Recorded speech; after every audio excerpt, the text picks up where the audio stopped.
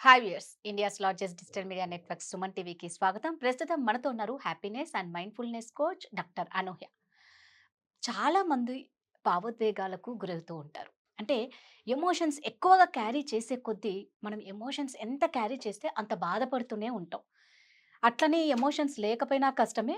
Balance చేయడం చాలా important కాబట్టి అనూహ్యని అడిగి మనం ఈ ఎమోషన్స్‌ని ఎలా డీల్ చేయాలి అనేది తెలుసుకుందాం. నమస్తే అనూహ్య. నమస్తే అండి.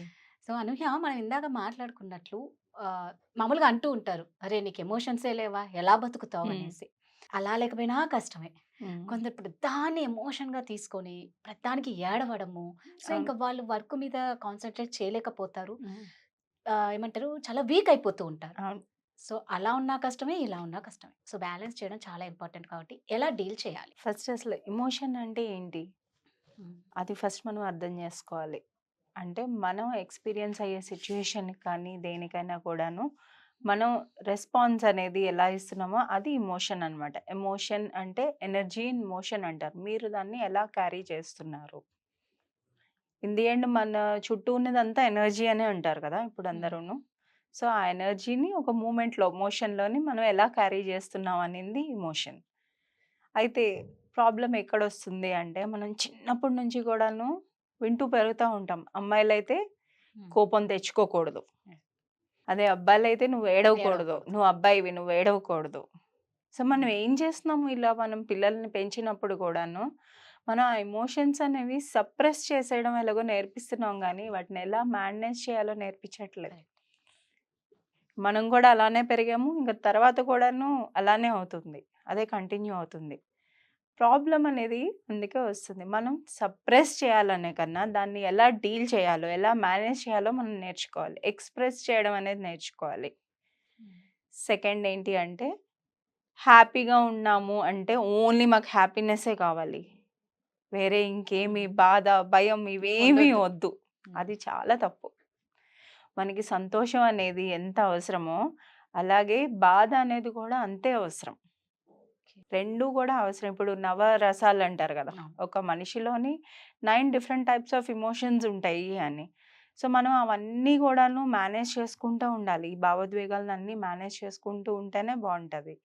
ఇక్కడ ప్రాబ్లము మనం పాజిటివ్, నెగెటివ్ అని 2 లేబులింగ్స్ ఇచ్చేస్తాం. Positive emotions, negative emotions.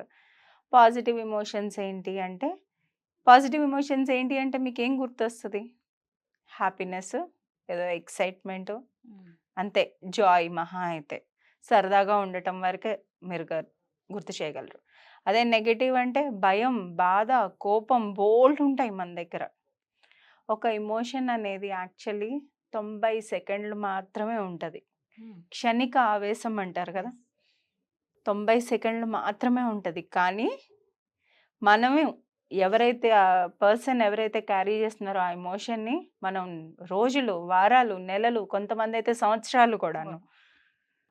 ఒక కోపం గాని ఏదైనా కూడా పెట్టేసుకొని సంవత్సరాలు, సంవత్సరాలు కూడా మాట్లాడుకోకుండా ఉండేవాళ్ళు కూడా ఉంటారు. దీన్ని ఎలా డీల్ చేయాలి అంటే ఫస్ట్ మనం అవేర్‌నెస్ తెచ్చుకోవాలి. రికగ్నైజ్ చేయాలి. ఓకే. ఏంటి ఎమోషన్ అవుతుంది మనలోని? Second acceptance. అది కామన్ మనకి.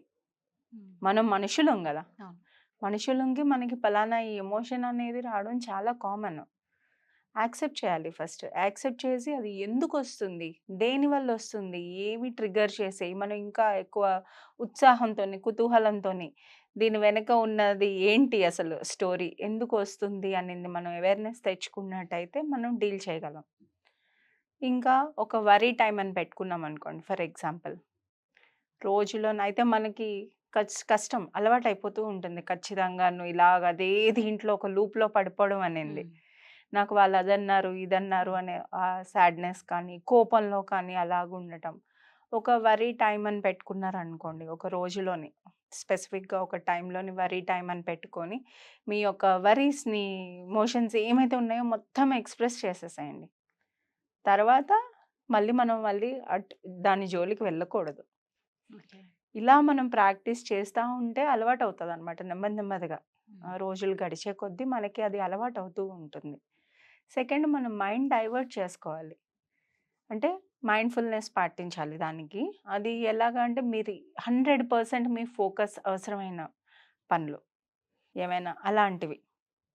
అందులోని ఇన్వాల్వ్ అయ్యారు అంటే మీకు ఆటోమేటిక్‌గా ఇలాంటి నెగెటివ్ ఎమోషన్స్ అవి ఆ టైంలో ఉండవు కదా! రైట్. అవును. నిజమే. సో, మనం అది కంటిన్యూగా అలవాటు చేసుకుంటూ ఉండాలనమాట. ఇన్ ది ఎండ్ చెప్పొచ్చేదేమి అంటే, హ్మ్. మనం సప్రెషన్ కాదు, ఎక్స్‌ప్రెస్ చేయడం అనేది నేర్చుకోవాలి. అది బాధైనా, ఏదైనా కూడా. మనం ఇదివరకు కూడా ఒక వీడియోలో చెప్పుకున్నాం.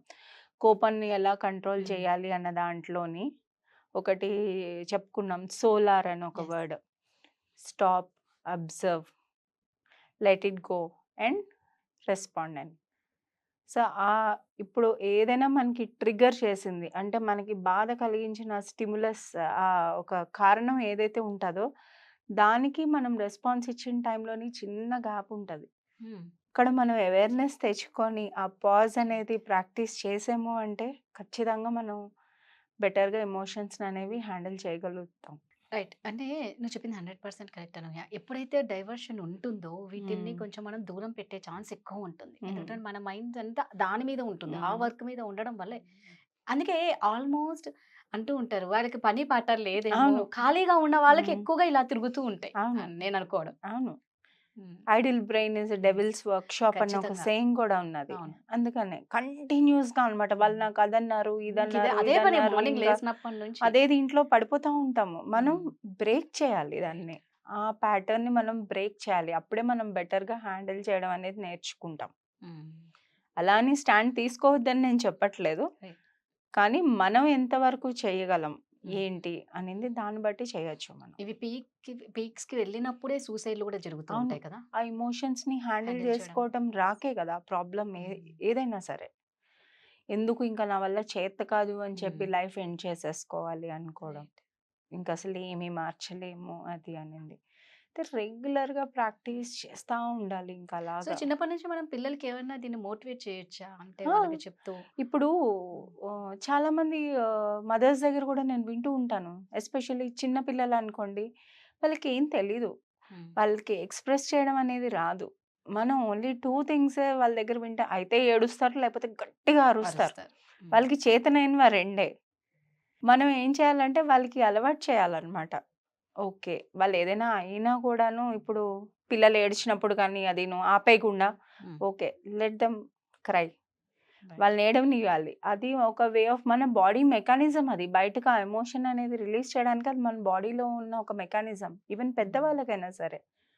ఓకే. వాళ్ళకి చిన్న చిన్న ఎమోషన్స్‌ని కూడాను ఎక్స్‌ప్రెస్ చేయడం ఎలాగా, హ్యాండిల్ చేయడం ఎలాగా అనేది చిన్నప్పటి నుంచే నేర్పించగలగాలి మనం. సో, అనూహ్య మీరు వెబినార్ క్లాసెస్ స్టార్ట్ చేయబోతున్నారు కాబట్టి, సో, ఈ క్లాసెస్ ఎప్పుడెప్పుడు స్టార్ట్ అవుతాయి? ఎన్ని డేస్? ఇక అదే విధంగా ఇందులో ఏమేం మీరు నేర్పిస్తారు? ఎలాంటి వాళ్ళు జాయిన్ అవ్వాలి మీ క్లాసెస్‌లో? జీవితంలో ముందుకు సాగాలి అనుకున్న వాళ్ళు, ఏమి ఓకే. చేయలేకపోతున్నామే అని బాధతో ఉన్నవాళ్ళు, హ్మ్. ఏం చేయాలో, ఎలా వెళ్ళాలో డైరెక్షన్ లేకుండా క్లారిటీ లేని వాళ్ళు, ఓకే. వీళ్ళందరూ కూడా జాయిన్ అవ్వచ్చు. అన్నీ ఉన్నా గూడాను ఇంకా ఏదో మిస్సింగ్. నాకు ఇంకా కావాల్సింది ఏదో ఉన్నింది అని హ్యాపీగా లేరు. హ్మ్. అలాంటి వాళ్ళు జాయిన్ అవ్వచ్చు. ఓకే. చాలా స్ట్రెస్ ఉంది వాళ్ళ లైఫ్‌లోని. హ్మ్. ఎలా డీల్ చేసుకోవాలి తెలియట్లేదు. హ్మ్. అలాంటి వాళ్ళు కూడా జాయిన్ అవ్వచ్చు. క్లాసెస్ ఎప్పుడెప్పుడు స్టార్ట్ అవుతాయి? క్లాసెస్ ఈ మంత్ 21, 22, 23 3 డేస్ ఉంటాయి. సో, ఇదండి అనూహ్య చెప్పినట్లు మీకు ఎవరికైనా ఇలాంటి వాళ్ళు ఉండి అంటే ఇది ప్రతి ఒక్కళ్ళకి ఇంపార్టెంటే కాబట్టి ఎవరైనా సరే ఇంట్రెస్ట్ ఉంటే కింద స్క్రోల్ అవుతున్న నంబర్‌కి కాల్ చేసి కాంటాక్ట్ అవ్వండి.